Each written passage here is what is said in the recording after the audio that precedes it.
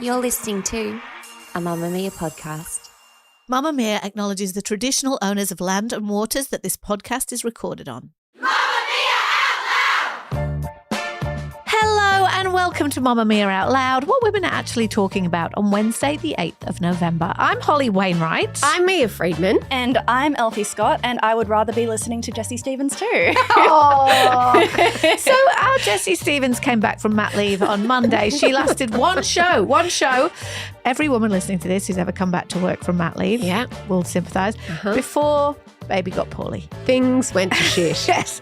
So Jessie is not on the show today. She's sick, the baby's sick. Yep, they're a bit sick. But hopefully but they're fine. Sending our big love, and we know Jessie will be back with us and you as soon as possible. On the show today, people have forgotten how to work. Mia Freedman is throwing down on some controversial advice. Plus, today the trailer for Strife, the TV show based on Mia's memoir, is out. I want to vomit. I want to know how Mia's feeling about the spotlight that's going to turn her way as of now. Also, what is the loneliest decade of your life? Have you experienced the friendship dip? But first, Elfy. In case you missed it, millions of Australians woke up today with a major internet and phone service down from a major telecommunication operator. And it turns out nobody knows how to cope. In fact, one woman discovered her Optus outage through the most unusual of circumstances. I would like to play this grab from Annie on ABC Radio this morning. I woke up very early this morning because my cat woke me up at 6:10 because her cat feeder isn't working. Luna woke me up. I mean, we need the internet for the most unexpected of things. She has a Wi-Fi enabled cat feeder and it didn't work because of the internet outage. So her cat came into the bedroom to complain. This is basically what happened. Her cat let her know the Wi-Fi was down. Yeah, exactly.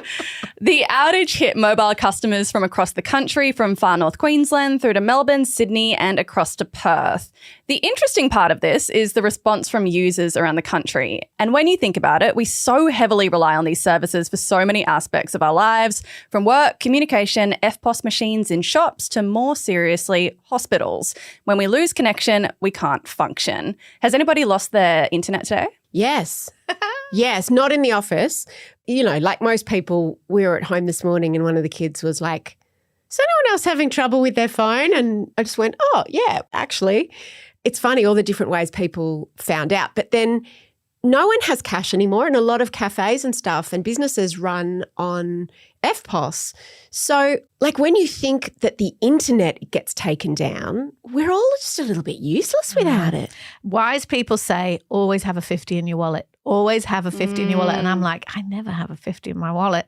But after today, maybe I will. They're the only caffeinated ones today. People with cash.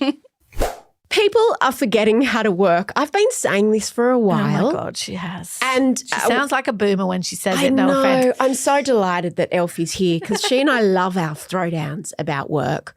But it's actually not me that's saying it in this instance. This week, a guy called Chris Black, he's a multi-hyphenate. He's written books. He looks like he's not a boomer. He looks like he's probably an elder millennial, maybe a Gen X. But he provides this perspective on how many of us are not navigating the professional world anymore. It seems a little bit targeted at your generation, Elfy. You're a millennial, right? Yeah. You're a young millennial, though, right? Oh, Yeah, I think no you are. idea. You're 30. Yeah. Okay. So he says there are some important things that people need to remember about work that he thinks everyone's forgotten. He said that the importance placed on work-life balance is a recent phenomenon that many people seem to abuse. He also says networking should be avoided at all costs. He says developing a point of view is crucial to success. He says attend an office if you can. He says, if you can access an office, have a coffee, get dressed, go in and be around people. Zoom has ruined us as another blockade in actual human interaction. Things get done much faster when everyone involved is physically together. He talks about the power of the phone call. He said, we've let the phone call die. It has been replaced with texting and the dreaded Zoom and FaceTime. The power of the phone call is unmatched. Your questions must be answered, nuance can be gleaned, and it is much more efficient than furiously typing while walking walking down the street or driving. That's absolutely true. Which is in fact illegal. One more thing before I ask you what you think, Elfy, that he says is that people need to let go of needing so much credit and validation. He says, credit is something I see people become preoccupied with, and it's a total waste of time. If you are doing good work, the people that need to know will know. Don't ruin relationships over ego. Elfy, do you agree with any of that? I do, but I would like to preface this conversation by saying that this is from an article where there are photographs of this man, Chris Black, who I don't necessarily know, but is described as a creative leader. Mia, you're nodding your head because in these photos, he's wearing jeans and he's not wearing shoes.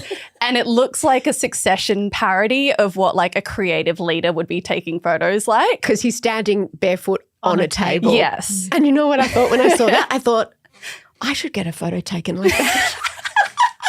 Mia, never get a photo taken like that. But Elfy, I'm a creative leader. The amount that it made me recoil and not take anything he was saying seriously. I was like, are you a joke, man? Is that what's happening? But look, I do think that a lot of what he says is interesting. I think that he has some very good points.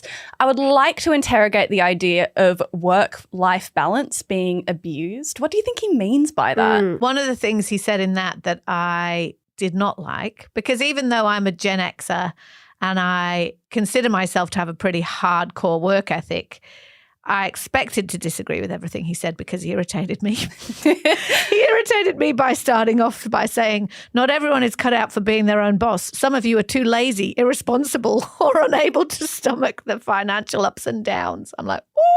It's also not untrue. Oh my God, the idea that the only people who work hard are the business owners, I would like to. Yes. Absolutely. No. People wouldn't have businesses if people weren't working hard for them. Oh my God, I'm going to get cancelled. That is not what I was saying. To be fair, that's not what he was saying either. And this comes down to the work-life balance thing, because what he says, not answering an email, text, Slack, or any kind of message isn't an option when you work for yourself. The price you pay to come and go as you please is availability. Respond immediately all the time. I don't necessarily agree with that. Make yourself an invaluable resource and sounding board. Yeah. He's not a quiet quitter. He doesn't like quiet always be quitters. available is interesting advice because, yes, people like it if you're always available. We know people in our industry who are famous for how quickly they respond to an email or that they will reply to you at 10 o'clock at night. But they're the ones who own their own businesses. It is also something that's valued in staff members. Will they respond when you put a call out to them? Not, when I say you, I don't mean you. Okay, Yeah. Let me just be really clear. I used to expect that. I don't anymore. Yeah, when I say you, I'm not talking to Mia, like this is a conversation between us. I mean in general, because always being available actually comes at a great cost to the people around you who actually matter. If you are always prioritizing answering the message on your phone rather than listening to your kid tell you about their day or listening to your partner when they're trying to tell you something that's important to them and you're constantly going, oh, got to answer this, got to think about that, got to... Actually, over time, that builds up to a significant cost. So 100%. So all of this advice, which comes with that kind of macho, be in the office, all those things, sounds like it comes from someone who does not have any other responsibilities in their life, because I've heard many people say that about everybody should be in the office. And it's like, yes, but if you want a diverse workforce with lots of people at different phases in your life, you might need to be a bit more flexible about that, buddy. I think what he said is actually old school. I completely agree with you. I think that he's trying to point out that when you work for yourself, you don't have the luxury of not responding, or you can, but you're not going to have a successful business. I think it's not right to talk about people being lazy for not doing that. I certainly don't see that. And I think that what I've noticed is that the people who do respond, you know, whatever, they burn out and they also get resentful. Yes. And I understand that now. And many, many years ago, I just thought that that's how everybody worked, because I worked like that even when I didn't have my own business. But it's certainly not an expectation that I think is realistic or fair these days. I also think that like he's speaking specifically from the vantage point of being a business owner / freelancer, right? But like when you're talking about employees having to answer messages, at like these ridiculous hours. I just think like they don't have a vested interest in doing that, right? Like their salary is capped at a certain point. They don't get paid more if they answer that email. Exactly. I understand it from the perspective of people who are freelancing, who are trying to develop their own businesses and who might actually end up expanding in some way. But if you are a person who is just working for a number, there is literally no point in doing that. I'm sorry. I did agree with some things that he said, though, because I went in going, I don't like this guy, maybe because of the bare feet, maybe because he already pointed out that I'm lazy and irresponsible. But I did agree with him. He talked about networking and he said that he used to work in the music industry and he spent lots of late nights partying with people and thought that's what you had to do to build relationships, but that actually drinking vodka tonics at midnight was nowhere near as effective and that business gets made in the day. And he said a chic lunch, which I don't think any of us have a chic lunch, but lunch or coffee is more productive than another vodka soda at midnight, as he says. I agree. I agreed with his piece of advice about spend time with people outside of your chosen industry. I think that's really important for perspective and, you know, learning how the world works from lots of different perspectives. And I agree with him about the phone call. We are all allergic to phone calls, but actually when you're trying to solve a problem, it is the most efficient way of doing it. We can go, like, and again, I'm not talking about me and you, Mia necessarily, but whatever group of people who are working on a project together, because we're not having parallel communication all the time, we can go round and round and round trying to solve an issue or make a creative decision, and it could take all day. This is also true that if you were all in the office together and you got in a room, but even when you are all in the office together, it's quite hard to get in a room. Or you just pick up the phone and go, hey, what about this? And it's also true what he says about your questions must be answered. It's easy to ignore something uncomfortable in an email or a Slack and just answer the other questions. But when someone is on the phone with you and not necessarily being confrontational, but sort of saying, but why did that happen? Like, you have to answer it. Why have we become so allergic to the phone, Elfy? Because I'll do almost anything to avoid picking up the phone, and it's a real detriment of trying to do my job. Efficiency sometimes. Yeah, I don't know, actually. I think it is a very generational thing, though, isn't it? That people in like the millennial generation and also Gen Z, they're just not used to answering phone calls as much as older generations. I notice this with older colleagues as well. Like, they'll often just call me out of the blue, and that feels really weird and intrusive. Because you'll sometimes email me and say, can we have a conversation? I would and I'll be so much rather talk in person, but you seem to freak out when I say that. Yes, because I'm like, oh, there must be something really wrong. That sounds really serious. Yes, sure. I get that. But you know what? I'm actually okay with a phone call, and I'm okay with the office stuff as well. I know it makes me a boomer to some extent, but I think we've spoken about this before, Mia, and you said that there is a big part of like mentoring and learning from each other and ideating that can't happen outside of an office. And unfortunately, I do agree with Chris on that one. You'll be wearing shoes in your photo shoot. That will be the main difference. Yes. All of us, yeah. Get your fucking ass up and work.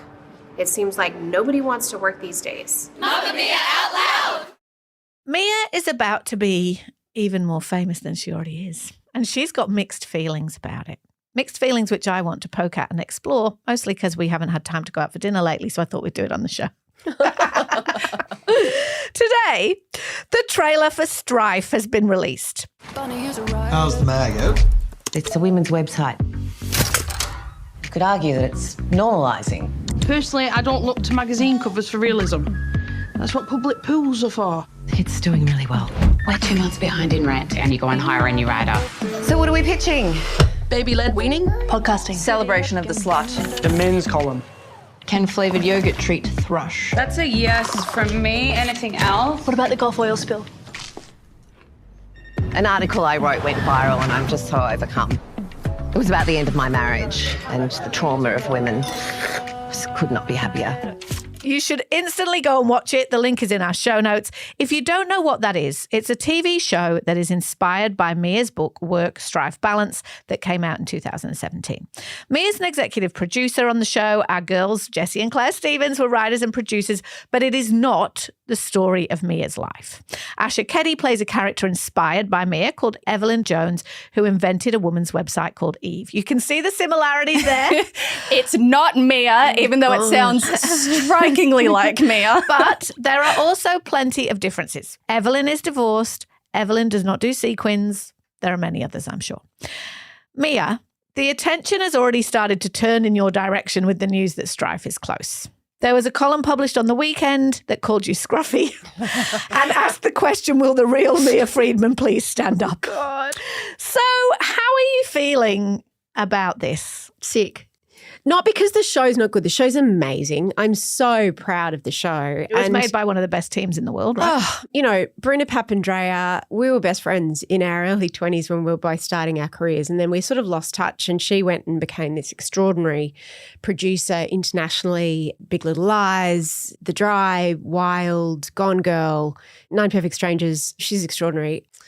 But then when my book came out, we kind of reconnected and she said, let's make it into a TV show. And I just kind of thought she was joking. And this was like 7 years ago, 6 years ago. And God, television's slow. And I just lost interest so many times. Your interest has really peaked and waned at different points because you've been like... Hasn't peaked for long. Obsessed and now nothing's happening. But now it actually is happening. And I feel if I could hide under the desk in the pod studio now, that's how I feel emotionally. Like it's weird because I didn't make this. I was an executive producer, but like I was very much an apprentice. I was involved, but I was not a main character in the making of this show. Did you have power of veto? If there was something in there and you went, that would never happen, could you say? Yeah, and I was also involved from the beginning. So I went to a couple of writers' rooms and we looked at scripts.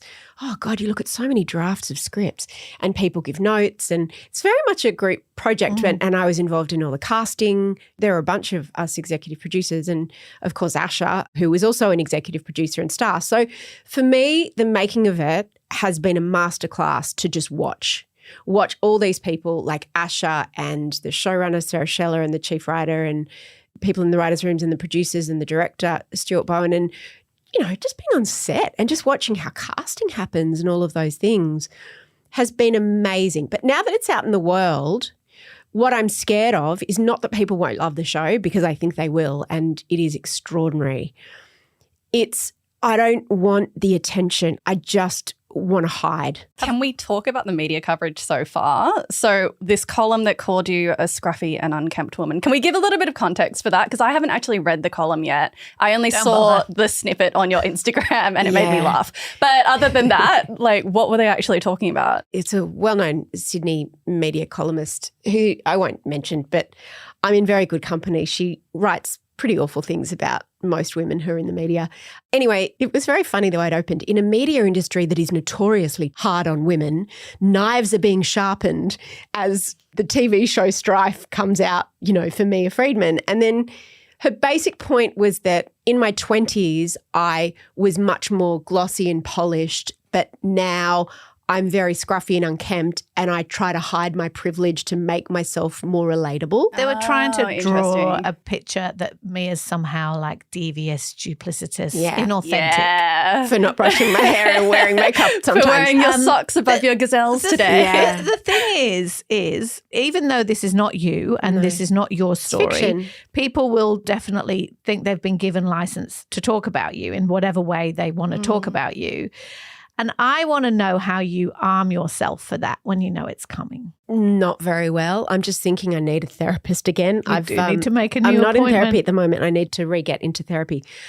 I feel sick about it because, you know, I made a conscious decision a few years ago to remove myself from not the public eye in terms of I do a daily podcast and I'm all over my socials, but from the mainstream. Like I don't do interviews with other people. I don't appear on television and do all that commentator stuff and I'm not in the press and I don't do any of that because I just want to keep my head down. I made some really stupid errors, unintentionally offended some people in different ways a number of years ago and the backlash to that was so devastating. Obviously, I feel sick about what I did and made people feel upset, but the impact on me from what happened after that was so much that I just needed for my mental health and everything and for the preservation of our business and all the people we employ, move away. And also, I don't want to be out in that world. Like I want to be talking to the people. I don't want to be talking to the people who are invested in believing lies about me. And also, to be honest, Mia, like you're ahead of the curve in that way because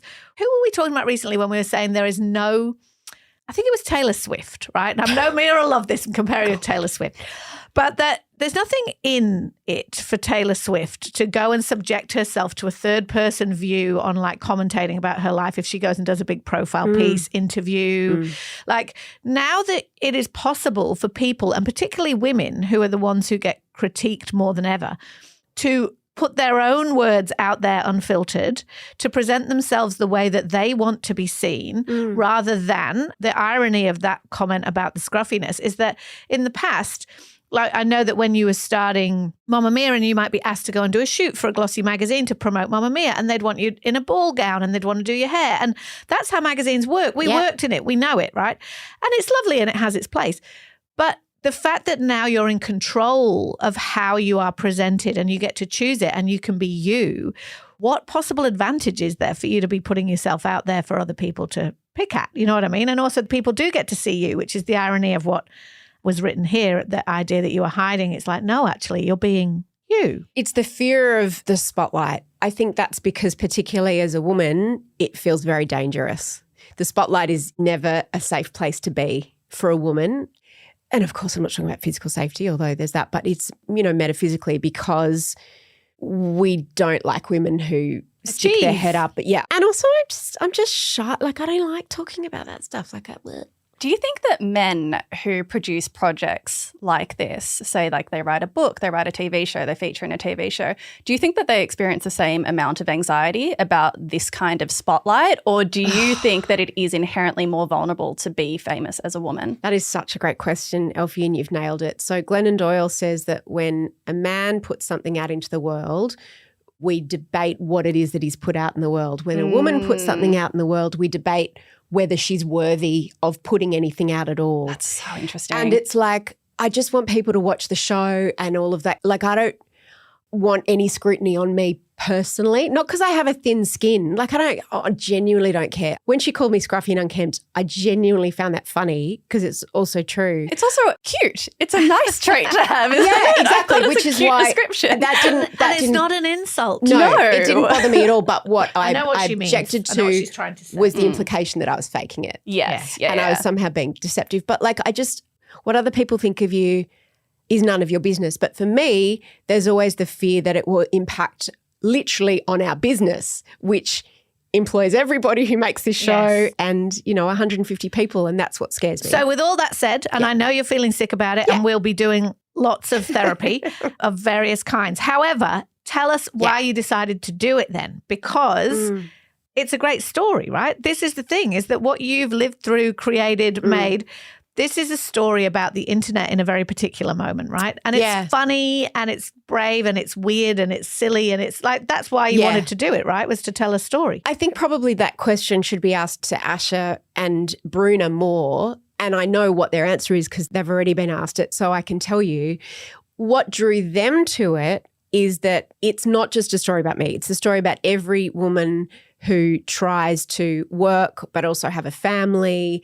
and struggles with what the world thinks of her, what she thinks of herself, all the ideas we internalize about what it means to be a good mother and a good partner and a good person in the world, and just the chaos of it all. So even though it may seem specific to, a former magazine editor starts a website, I sent the trailer to Sally Hepworth this morning and she's like, oh my God, that is what it's like to be a woman in the world, and particularly an ambitious woman in the world. It's all of that where you just constantly feel like you're fucking up. Mm-hmm. So that's what drew them to it, because it's not a biopic and that's why it's not about me. It's telling stories about a lot of women through one character. And it's clever and it's funny and it's great. It's on Binge if you want to watch it. I will be watching it. Out Louders, you're going to hear plenty more about it, obviously, but it is premiering on Binge on December the 6th, but you can watch the trailer now. Outlouders, if you want to make Mamamia Out Loud part of your routine 5 days a week, or just get more of us in your ears, we release segments on Tuesdays and Thursdays just for Mamamia subscribers. To get the full access, follow the link in the show notes, and a big thank you to all our current subscribers. We love you.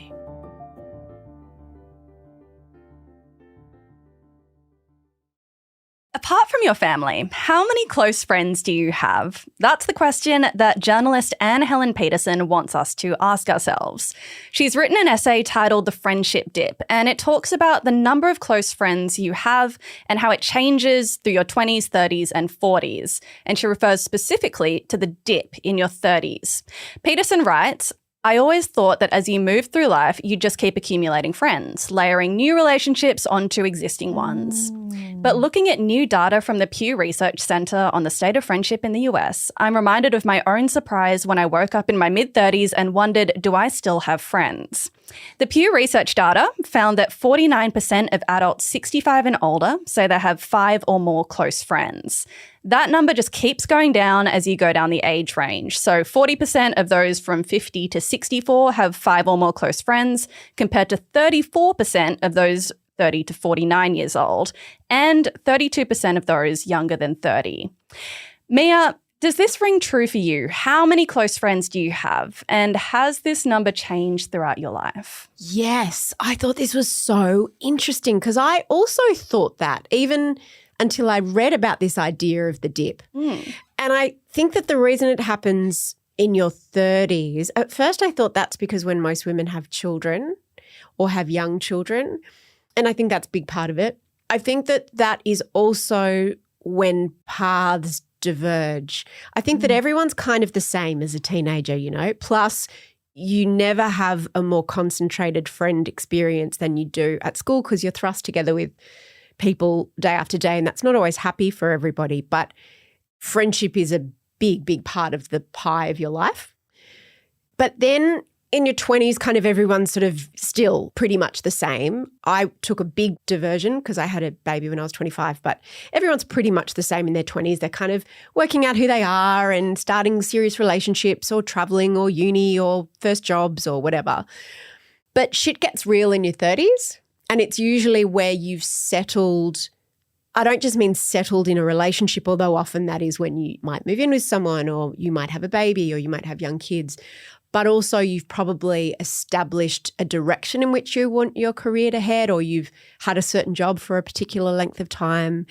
And I think it's a real inflection point of when you become more fully formed. And I think people fall away then. And it's that limbo between you haven't made your adult friends yet necessarily, but you've let go of a lot of those kind of friends from that first part of your life. It's interesting that you mentioned careers specifically when you're talking about that, because something that Anne Helen Peterson talks about in this article is the idea that in your 30s, you are trying to build your career. You're in an extremely individualistic stage of your life. You're trying to put a lot of effort into things like self-optimization, like going to the gym, improving yourself, making your career better, adding to your knowledge base, all of these different things that make you feel more whole as a person, as a single individual.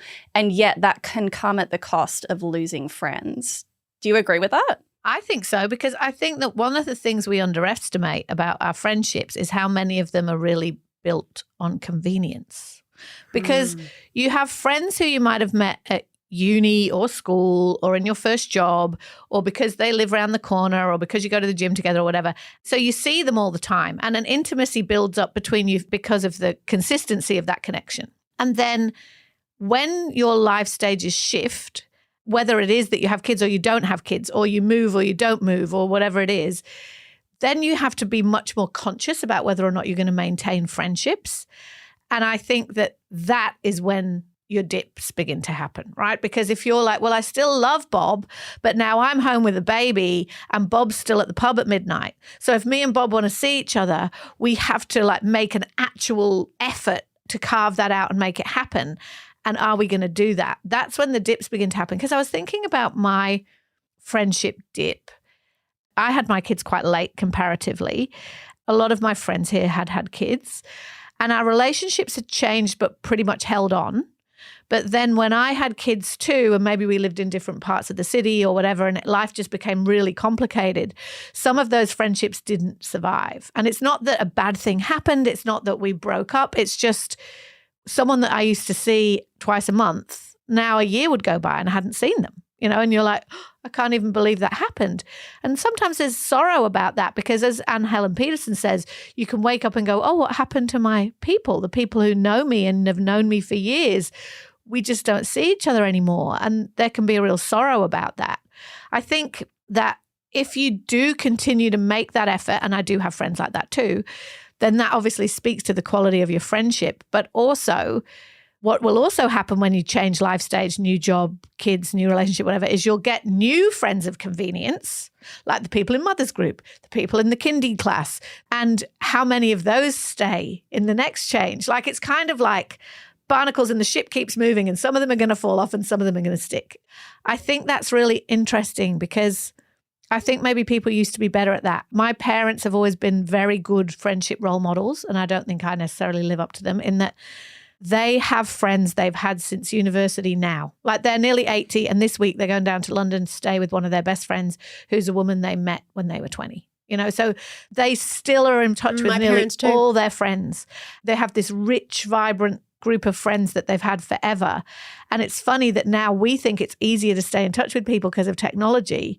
I mean, I do have a couple of friends. I have my bestie back in England. I have a few, but I don't have that lifelong through line. There are some people who I used to consider really close who I just don't talk to anymore. What's interesting also about the idea of the dip is when you come out of the dip, and I think it's 40s, 50s, 60s, is it? Yeah. I think that's what it said. And I've definitely noticed that. I've noticed that there's a sort of a filter that filters people out and no doubt filters you out from other people. And my friendships that I've got, I'm finding that they're really deepening at this age. And I feel like it's because you know who you are a bit more in your 50s. There's something that happens at this age that you maybe accept yourself more and so there's also like a stabilization of circumstance, right? True. Like, you're not moving, your friends aren't moving. If you have those deeper friendships, it's probably also because you just happen to live in the same area and like you live in houses that you own. And it's an easy connection to have. I also think it's very important to talk about that because I am currently reading a really interesting book by a journalist called Gian Yankovic, and it's called Just Friends. And she talks about the joy and influence and power of friendship in it. And she also talks about like statistics and the science of friendship. And interestingly, Mia, in your 40s, 50s and 60s, it has been proven that if you maintain long-term friendships, you actually increase your longevity of life. It's better for you. It's literally good for your health. So I think that like when we talk about the way that we maintain friendships, you have to acknowledge that you have to put effort into it as well. It's like what you're talking about, Holly. Friendship is not a passive activity and you can't always think about it as a thing of convenience. You have to put a lot of time into it and a lot of emotional investment. Going back to the topic that we spoke about at the start of the show about work and our barefoot friend on the table, when he talks about the importance of the office, that can't be overstated in terms of the impact on work friends. It's true. There's no question about that. Like, some of my closest, most meaningful friends, people some of them I'm with. still friends now with, some of them got me through big times in my life and I'll always love, were people I met at work, and they weren't necessarily people that I worked immediately with. They were just people in the office that might work in different departments. 100%. I have friendship groups from various jobs. Interestingly about the dip though, that tends to change through your life too. And this makes me sound like an awful human, but I don't necessarily come to work now with the thing, I'm going to make new friends. Sometimes I do make new friends. But in my 20s, certainly I'm working really hard together in a physical environment, forged really strong bonds. Sometimes you discover, though, when you move on, that was all that relationship was. It was just work. It was a seasoned friendship, not a lifetime. And I think the other thing about the deepening, and you were saying it's about how you know who you are, it's also because you very often will have gone through shit together. That's like if you've been with your friends when they've lost a parent or lost a child or gone through a divorce or had a health crisis, it deepens the connection. But also those moments of crisis can sometimes really expose the fractures in relationships too, right? If they're not there for you in a way that you needed them to be. It's really interesting. All of my closest friends pretty much have got or are getting divorced. So a bit of a red flag on if you have too many couple friends. Interesting. Because then you not only have to lose your relationship, you have to lose friendships as well. So I actually think that's more of a problem in most cases for men than women, because men will often just sort of default to the partners of their wives' friends in hetero relationships. But yeah, divorce can be an absolute bomb. But interestingly, hasn't affected any of my friendships because I wasn't friends with any of their partners. You want to say that publicly louder? She doesn't have any problems with the taking of sides. Oh, no. I have had a few of those problems. Outlouders, if you've got a problem, maybe it's a friendship problem, maybe it's a relationship problem, maybe it's a problem with your sex life, maybe you've got just this thing that's happened to you and you're like, am I the asshole? Very famous subreddit thread. Holly Wainwright is doing an advice column. It's called Don't Freak Out. If something's freaking you out, write to us and Holly might solve your problem either on the podcast or on Mamamia. The email is helpme@mamamia.com.au. I am waiting to help you. The doctor is in. I'll be sending a lot of emails to you, Holly. I've got a recommendation. And look, I can't tell if Mia's going to love or hate this because it is sports adjacent. Yay. And she does hate those. Naiad on Netflix. Lots of Outlouders are recommending it. It is a dramatisation of an event that I don't have any recollection of, which is of a woman called Diana Naiad, who is one of those long-distance swimmers. You know, we had one. Susie Maroney? Is that her name? I love how you look at me as though I would know that. What are you talking about, Holly? Like a famous, the kind of person who swims across an ocean. You know, like not a long-distance swimmer in a pool. So far this sounds like it would be really boring to watch. Yeah, no, it's great. So Diana Naiad, right, is a long-distance swimmer, American woman. And in her 20s and 30s, she had all these achievements. She is now, as we find her at the beginning of Naiad, a 60-ish-year-old gay woman. Her best friend, Bonnie, is her ex-partner, but her best friend. They hang out together every day. In this show, Diana Naiad is played by Annette Bening and Bonnie is played by Jodie Foster. Diana is not done with life and she decides that she is going to try and complete a swim that she last tried 28 years ago, which is to swim from Cuba to Florida. Now, that water is shark-infested, full of jellyfish. No one has ever done it. And she's like, I'm 60 and I don't give an F. I'm going to give it a go. And she makes Bonnie come with her. It's 100 miles or 60 hours of constant swimming. But what I'm most afraid of is sharks and man of war. Get her out! Diana! You gotta breathe. Diana, breathe now. 4 tries and 4 failures. You really don't get it, do you? You don't even think of me. Of course I think about you. I watched you die. You gotta live. But this isn't about you, okay? This is about me for once. The show is a dramatic retelling of something that really happened. It is so good.